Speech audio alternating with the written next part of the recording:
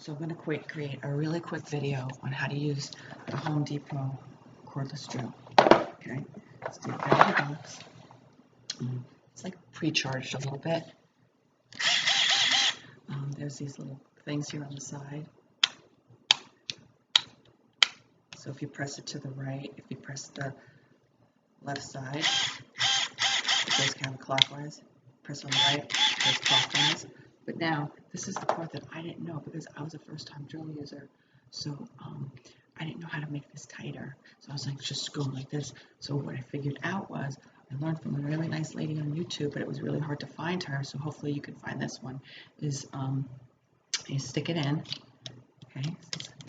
Well, first you can make this a little small first. So what you do is you hold the chuck. I learned this is called the chuck. And you put it on clockwise, so the right side. Okay. And then you hold this tight, and then you press it. See, it's getting smaller. So now, obviously, I can't fit that in there. So I'm going to go backwards a little bit. I'm going to hold the chuck. See, girls sometimes don't know this. Well, guys too, because let's face it. So don't hold the bit, hold the chuck.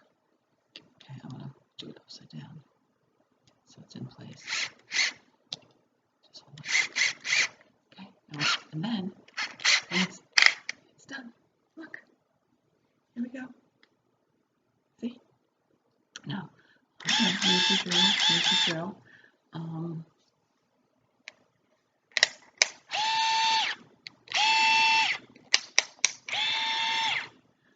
Then when you want to take it out, just do the same thing. You press the counterclockwise, which is on the left side. Hold the chuck. Here it goes. So, you have all the little drill bits. This is for screwdrivers. Open it up.